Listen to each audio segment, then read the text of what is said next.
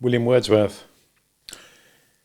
Thou little child, yet glorious in the night of heaven-born freedom on thy being's height, why with such earnest pains dost thou provoke the years to bring the inevitable yoke, thus blindly with thy blessedness at strife?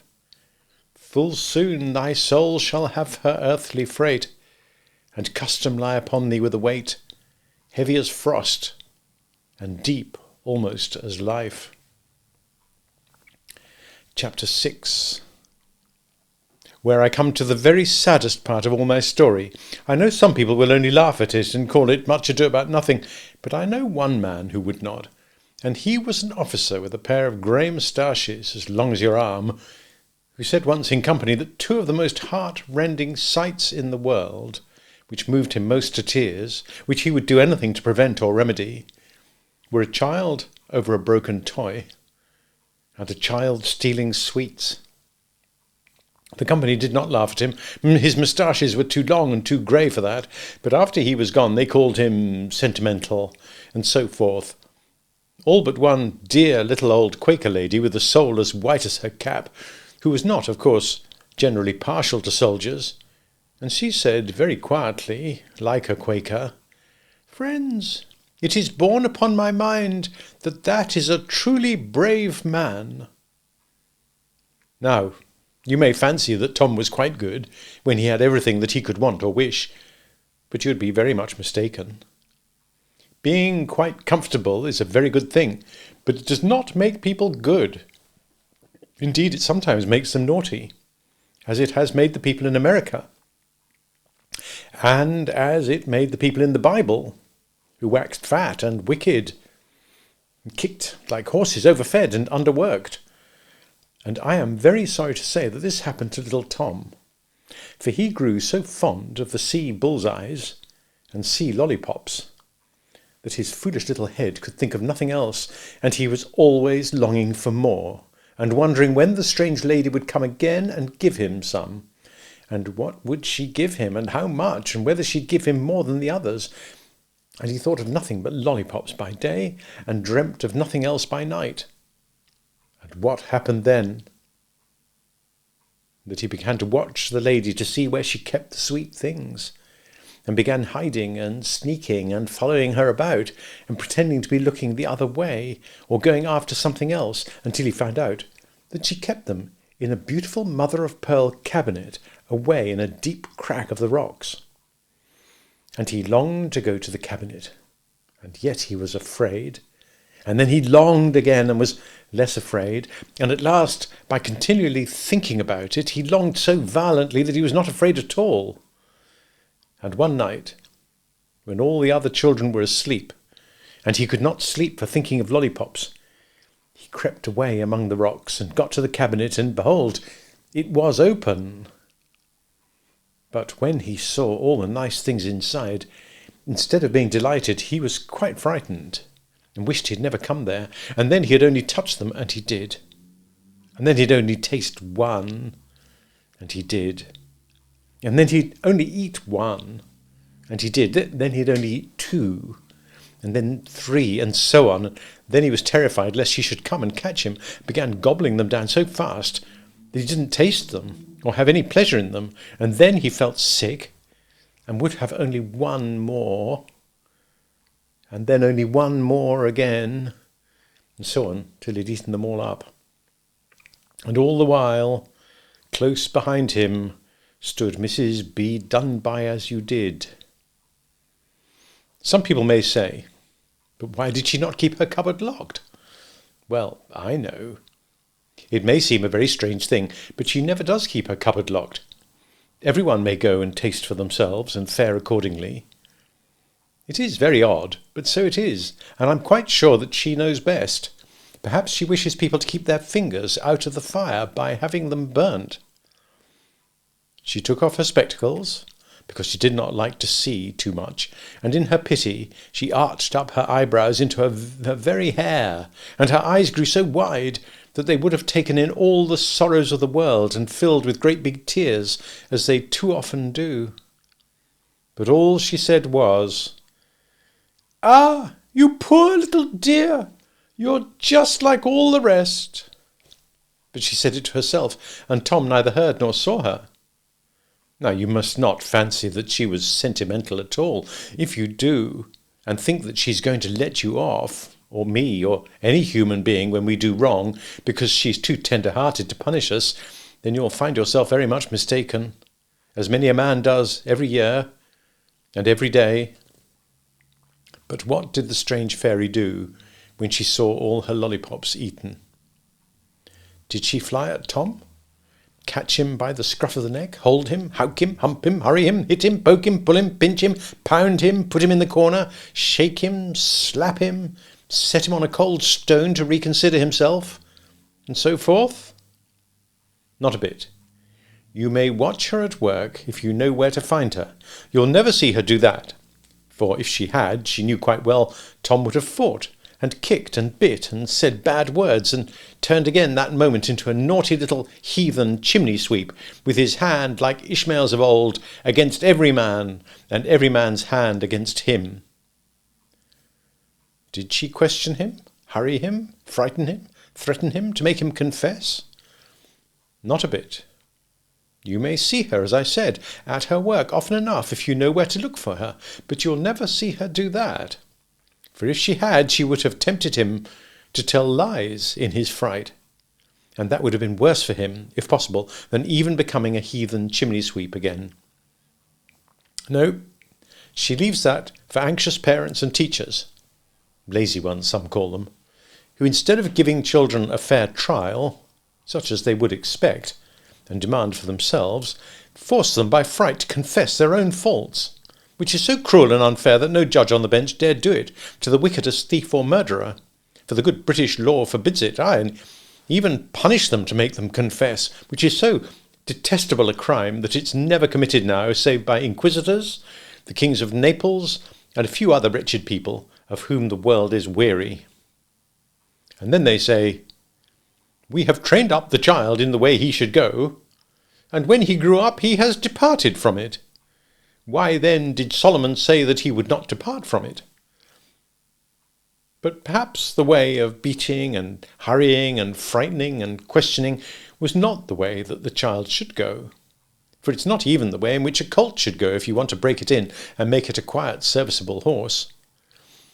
Some folks may say, "Ah, but the fairy does not need to do that if she knows everything already." True, but if she did not know, she would not surely behave worse than a British judge and jury, and no more should parents and teachers neither. So she just said nothing at all about the matter, not even when Tom came next day with the rest for sweet things. He was horribly afraid of coming, but he was still more afraid of staying away, lest anyone should suspect him. He was dreadfully afraid, too, lest there should be no sweets, as was to be expected, he having eaten them all, and lest then the fairy should inquire who had taken them. But, behold, she pulled out just as many as ever, which astonished Tom, and frightened him still more. And when the fairy looked him full in the face, he shook from head to foot. However, she gave him his share like the rest, and he thought within himself that she could not have found him out. But when he put the sweets into his mouth, he hated the taste of them, and they made him so sick that he had to get away as fast as he could, and terribly sick he was, and very cross and unhappy all the week after. Then, when the next week came, he had his share again, and again the fairy looked him full in the face, but more sadly than she had ever looked. And he could not bear the sweets, but took them again in spite of himself. And when Mrs. Do-as-you-would-be-done-by came, he wanted to be cuddled like the rest, but she said very seriously, "I should like to cuddle you, but I cannot. You're so horny and prickly." And Tom looked at himself, and he was all over prickles, just like a sea egg. Which was quite natural, for you must know and believe that people's souls make their bodies just as a snail makes its shell. I'm not joking, my little man. I'm in serious, solemn earnest. And therefore when Tom's soul grew all prickly with naughty tempers, his body could not help growing prickly too. so that nobody would cuddle him or play with him or even to look at him. What could Tom do now but go away and hide in a corner and cry, for nobody would play with him, and he knew full well why. And he was so miserable all that week that when the ugly fairy came and looked at him once more full in the face, more seriously and sadly than ever, he could stand it no longer and thrust the sweetmeats away, saying, "No, I don't want any, I can't bear them now," and then burst out crying, poor little man, and told Mrs. B. Dunby as you did, every word as it happened. He was horribly frightened when he had done so, for he expected her to punish him very severely, but instead she only took him up and kissed him, which was not quite pleasant, for her chin was very bristly indeed, but he was so lonely-hearted he thought that rough kissing was better than none. "I will forgive you, little man," she said. "I always forgive everyone the moment they tell me the truth of their own accord." "Then will you take away all these nasty prickles?" "Oh, that's a very different matter. You put them there yourself, and only you can take them away." "But how can I do that?" asked Tom, crying afresh. "Well, I think it's time for you to go to school, so I shall fetch you a schoolmistress who will teach you how to get rid of your prickles." And so she went away. Tom was frightened at the notion of a schoolmistress, for he thought she would certainly come with a birch rod or a cane, but he comforted himself at last that she might be something like the old woman in Vendale, which she was not in the least, for when the fairy brought her, she was the most beautiful little girl that ever was seen, with long curls floating behind her like a golden cloud, and long robes floating all round her like a silver one. "There he is," said the fairy, "and you must teach him to be good, whether you like it or not." "I know," said the little girl, but she did not seem quite to like, for she put her finger in her mouth and looked at Tom under her brows, and Tom put his finger in his mouth and looked at her under his brows, for he was horribly ashamed of himself. The little girl seemed hardly to know how to begin, and perhaps she would never have begun at all if poor Tom had not burst out crying and begged her to teach him to be good and help him to cure his prickles. And at that she grew so tender-hearted that she began teaching him as prettily as ever child was taught in the world. And what did the little girl teach Tom? She taught him first what you have been taught ever since you said your first prayers at your mother's knees, but she taught him much more simply. For the lessons in that world, my child, have no such hard words in them as the lessons in this, and therefore the water babies like them better than you like your lessons, and long to learn them more and more. And grown men cannot puzzle nor quarrel over their meaning, as they do here on land. For those lessons all rise clear and pure, like the test out of Overton Pool, out of the everlasting ground of all life and truth. So she taught Tom every day in the week. Only on Sundays she always went away home, and the kind fairy took her place. And before she had taught Tom many Sundays, his prickles had vanished quite away, and his skin was smooth and clean again. "Dear me," said the little girl, "why, I know you now. You're the very same little chimney-sweep who came into my bedroom." "Dear me," cried Tom, "and I know you too now. You're the very little white lady whom I saw in bed." And he jumped at her and longed to hug and kiss her, but did not, remembering that she was a lady-born, so only jumped around and round her until he was quite tired. And then they began telling each other all their story, how he had got into the water, and she had fallen over the rock, and how he had swum down to the sea, and how she had flown out of the window, and how this, that, and the other, till it was all talked out. And then they both began over again, and I can't say which of the two talked fastest. And then they set to work at their lessons again, and both liked them so well that they went on well till 7 full years were past and gone. You may fancy that Tom was quite content and happy all those 7 years, but the truth is, he was not. He had always one thing on his mind, and that was where little Ellie went when she went home on Sundays. To a very beautiful place, she said. But what was the beautiful place like, and where was it? Ah, that's just what she could not say. And it is strange but true that no one can say, and that those who have been oftenest in it, or even nearest to it, can say least about it, and make people understand least what it is like. There are a good many folks about the other end of nowhere, where Tom went afterwards, who pretend to know it from north to south, as well as if there'd been any penny postman there, but as they're safe at the other end of nowhere, 999 million miles away, what they say cannot concern us.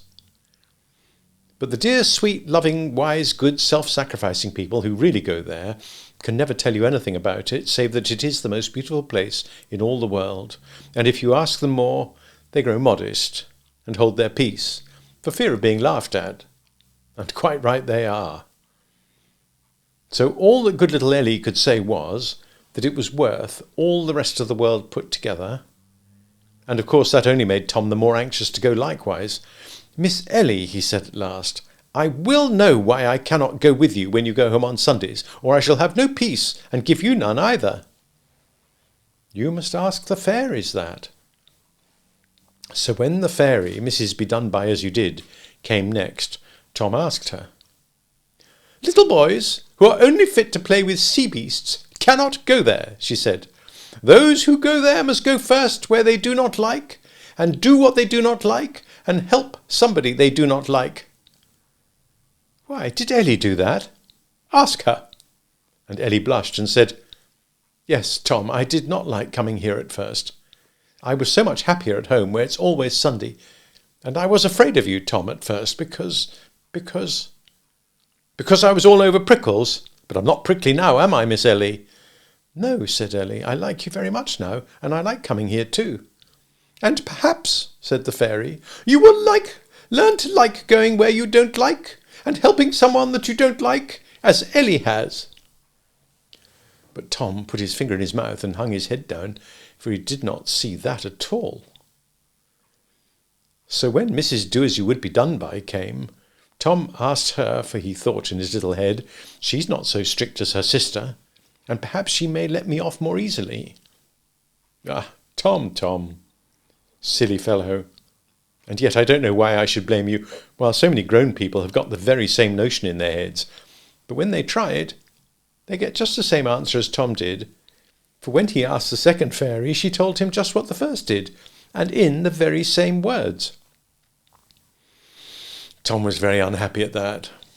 And when Ellie went home on Sunday, he fretted and cried all day, and did not care to listen to the fairies' stories about good children, though they were prettier than ever. Indeed, the more he overheard of them, the less he liked to listen, because they were all about children who did what they did not like, and took trouble for other people, and worked to feed their little brothers and sisters instead of caring only for their play. And when she began to tell a story about a holy child in old times who was martyred by the heathen because it would not worship idols, Tom could bear it no more and ran away and hid among the rocks. When Ellie came back, he was shy with her because he fancied she looked down on him and thought him a coward. And then he grew quite cross with her because she was superior to him, and she did what he could not do. And poor Ellie was quite surprised and sad, and at last Tom burst out crying, but he would not tell her what was really in his mind. And all the while he was eaten up with curiosity to know where Ellie went, so that he began not to care for his playmates, or for the sea palace, or anything else. But perhaps that made matters all the easier for him, for he grew so discontented with everything round him that he did not care to stay, and did not care where he went. "Well," he said at last, "I'm so miserable here, I'll go, if only you will go with me." "Ah," said Ellie, "I wish I might. But the worst of it is that the fairy says that you must go alone if you go at all. Now don't poke that poor crab about, Tom," for he was feeling very naughty and mischievous, "or the fairy will have to punish you." Tom was very nearly saying, "I don't care if she does," but he stopped himself in time. "I know what she wants me to do," he said, most dolefully. She wants me to go after that horrid old Grimes. I don't like him, that's certain, and if I did find him, he'll turn me into a chimney sweep again, I know. That's what I've been afraid of all along. No, he won't. I know as much as that. Nobody can turn water babies into sweeps, or hurt them at all, as long as they're good. Ah, said naughty Tom, I see what you want. You're persuading me all along to go because you're tired of me and want to get rid of me. Little Ellie opened her eyes very wide at that, and they were all brimming over with tears. Oh, Tom, Tom, she said very mournfully, and then she cried, Oh, Tom, where are you? And Tom cried, Oh, Ellie, where are you? For neither of them could see each other, not the least. Little Ellie vanished quite away, and Tom heard her voice calling him and growing smaller and smaller and fainter till all was silent. Who was frightened then but Tom? He swam up and down among the rocks, into all the halls and chambers, faster than ever he swam before, but he could not find her. He shouted after her, but she did not answer. He asked all the other children, but they had not seen her, and at last he went up to the top of the water and began crying and screaming for Mrs. Be-Done-By-As-You-Did, which perhaps was the best thing to do, for she came in a moment. Oh, said Tom, oh dear, I've been naughty to Ellie, and I've killed her. I know I've killed her. Oh, not quite that, said the fairy, but I have sent her away home, and she'll not come back again, for I do not know how long.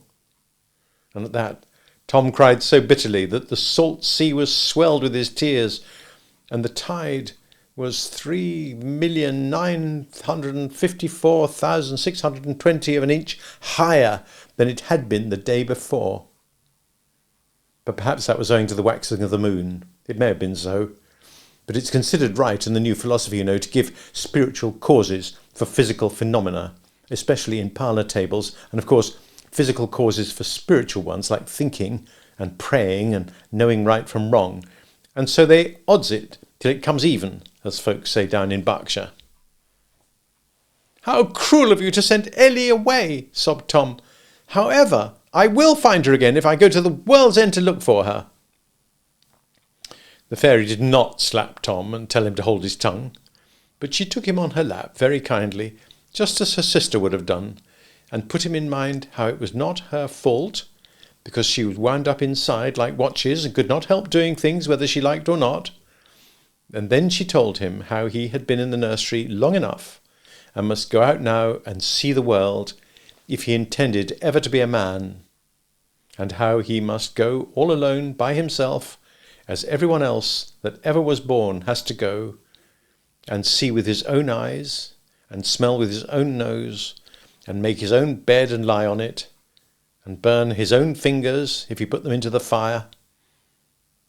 And then she told him how many fine things there were to be seen in the world, and what an odd, curious, pleasant, orderly, respectable, well-managed, and on the whole successful, as indeed might have been expected, sort of a place it was, if people would only be tolerably brave and honest and good in it. And then she told him not to be afraid of anything he met, for nothing would harm him if he remembered all his lessons, and did what he knew was right. And at last she comforted poor little Tom so much that he was quite eager to go, and wanted to set out that minute. Only, he said, if I might see Ellie once more before I went. Why do you want that? Because I should be so much happier if I thought she had forgiven me. And in the twinkling of an eye, there stood Ellie smiling and looking so happy that Tom longed to kiss her. But he still was afraid that it would not be respectful, because she was a lady born. I'm going, Ellie, said Tom. I'm going, if it's to the world's end, but I don't like going at all, and that's the truth. Pooh, pooh, pooh, said the fairy. You'll like it very well indeed, you little rogue. And you know that at the bottom of your heart, if you don't, I will make you like it. Come here and see what happens to people who do only what is pleasant. And she took out of one of her cupboards, she had all sorts of mysterious cupboards in the cracks of the rocks, a most wonderful waterproof book, full of such photographs as never were seen, for she had found out photography, and this is a fact, more than 13,598,000 years before anybody was born, And what is more, her photographs did not merely represent light and shade as ours do, but colour also, and all colours, as you may see if you look at a blackcock's tail or a butterfly's wing, or indeed most things that are or can be, so to speak. And therefore her photographs were very curious and famous, and the children looked with great delight for the opening of the book. And on the title page was written, "The history of the great and famous nation of the Do-as-you-likes, who came away from the country of hard work because they wanted to play on the harp all day long." In the first picture they saw these do-as-you-likes living in the land of ready-made at the foot of the Happy-Go-Lucky Mountains, where flapdoodle grows wild, and if you want to know what that is, you must read Peter Simple. They live very much such a life as those jolly old Greeks in Sicily, whom you may see painted on the ancient vases, and really there seem to be great excuses for them, for they had no need to work. Instead of houses, they lived in the beautiful caves of Tufa, and bathed in the warm springs 3 times a day. And as for clothes, it was so warm there that the gentlemen walked about in little beside a cocked hat and a pair of straps, for some light summer tackle of that kind, and the ladies all gathered gossamer in autumn, and they were not too lazy, to make their winter dresses. They were very fond of music, but it was too much trouble to learn the piano or the violin, and as for dancing, that would have been too great an exertion. So they sat on ant-hills all day long, and played on the harp, and if the ants bit them, why they just got up and went to the next ant-hill, till they were bitten there likewise. And they sat under the flapdoodle trees, and let the flapdoodle drop into their mouths, and under the vines, and squeezed the grape juice down their throats. And if any little pigs ran about ready roasted, crying, "Come and eat me," as was their fashion in that country, they waited till the pigs ran against their mouths, and then took a bite, and were content, just as so many oysters would have been. They needed no weapons, for no enemies ever came near their land, and no tools, for everything was ready-made to their hand, and the stern old fairy Necessity never came near them to hunt them up, make use of their wits, or die. And so on, and so on, and so on, till there were never such comfortable, easy-going, happy-go-lucky people in the world. "Well, that's a jolly life," said Tom. "Oh, you think so?" said the fairy. "Do you see that great peaked mountain there behind?" said the fairy, "with smoke coming out of its top?" "Yes." "And do you see all those ashes and slag and cinders lying about?" "Yes." "Then turn over the next 500 years, and you will see what happens next." And behold, the mountain had blown up like the barrel of gunpowder, and then boiled over like a kettle, whereby 1/3 of the do-as-you-likes were blown into the air, and another third was smothered in ashes, and so there was only 1/3 left. "You see," said the fairy, "what comes of living on a burning mountain." "Why did you not warn them?" said little Ellie. "I did warn them all that I could.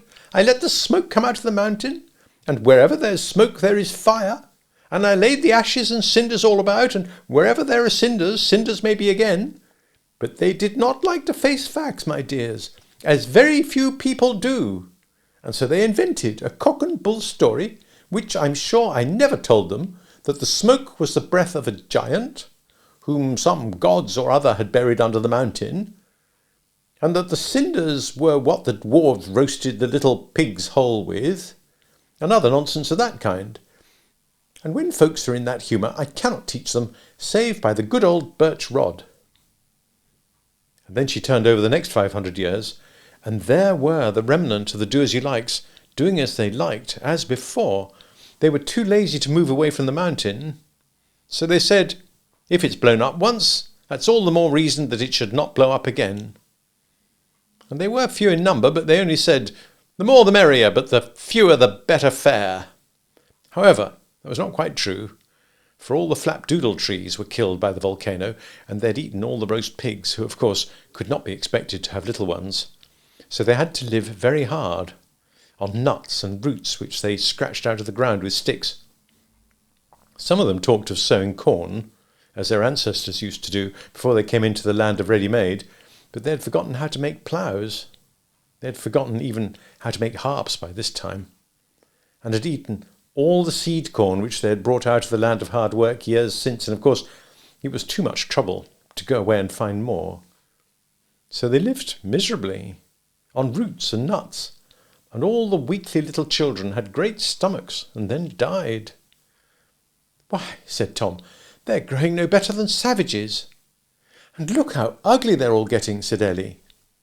"Yes, when people live on poor vegetables instead of roast beef and plum pudding, their jaws grow large and their lips grow coarse, like the poor Paddies who eat potatoes." And she turned over the next 500 years, and there they were, all living up in trees, making nests to keep off the rain, and underneath the trees lions were prowling about. "Why," said Ellie, "the lions seem to have eaten a good many of them, for there are very few left now." "Yes," said the fairy, "you see it was only the strongest and most active ones who could climb the trees and so escape." "But what great hulking broad-shouldered chaps they are," said Tom. "They are a rough lot as ever I saw." "Yes, they're getting very strong now, for the ladies will not marry any but the very strongest and fiercest gentlemen, who can help them up the trees out of the lion's way." And she turned over the next 500 years, and in that they were fewer still and stronger and fiercer, but their feet had changed shape very oddly, for they laid hold of the branches with their great toes, as if they had been thumbs, just as a Hindu tailor uses his toes to thread his needle. The children were very much surprised, and asked the fairy whether it was her doing. "Yes and no," she said, smiling. "It was only those who could use their feet as well as their hands who could get a good living, or indeed get married, so that they got the best of everything and starved out all the rest. And those who are left keep up a regular breed of toe-thumb men, as a breed of shorthorns, or our Skye terriers or fancy pigeons is kept up." "But there is a hairy one among them," said Ellie. "Ah," said the fairy, "that will be a great man in his time, and chief of all the tribe." And when she turned over the next 500 years, it was true, for this hairy chief had had hairy children, and they hairier children still, and everyone wished to marry hairy husbands and have hairy children too, for the climate was growing so damp that none but the hairy ones could live. All the rest coughed and sneezed and had sore throats, went into consumptions before they could grow up to be men and women. Then the fairy turned over the next 500 years, and they were fewer still. "Why, there's one on the ground picking up roots," said Ellie, "and he can't walk upright." No more he could, for in the same way that the shape of their feet had altered, the shape of their backs had altered also. "Why," declared Tom, "I declare they're all apes." "Something fearfully like it, poor foolish creatures," said the fairy. "They are grown so stupid now that they can hardly think, for none of them have used their wits for many 100 years. They've almost forgotten, too, how to talk, for each stupid child forgot some of the words it heard from its stupid parents, and had not wits enough to make fresh words for itself. Beside, they are grown so fierce and suspicious and brutal that they keep out of each other's way and mope and sulk in the dark forests, never hearing each other's voice, until they have forgotten almost what speech is like. I am afraid they will all be apes very soon, and all by doing only what they liked." And in the next 500 years, they were all dead and gone, by bad food, wild beasts, and hunters, all except one tremendous old fellow with jaws like a jack, who stood full 7 feet high, and Monsieur du Chaillu came up to him and shot him as he stood roaring and thumping his breast. And he remembered that his ancestors had once been men, and tried to say, "Am I not a man and a brother?" but had forgotten how to use his tongue. And then he had tried to call for a doctor, but he had forgotten the word for one. So all he said was, "Abobo," and died. That was the end of the great and jolly nation of the Do-as-you-likes. And when Tom and Ellie came to the end of the book, they looked very sad and solemn. And they had good reason so to do, for they really fancied that the men were apes, and never thought, in their simplicity, of asking whether the creatures had hippopotamus majors in their brains or not, in which case, as you've been told already, they could not possibly have been apes, though they were more apish than the apes of all aperies. But could you not have saved them from becoming apes? Said little Ellie at last.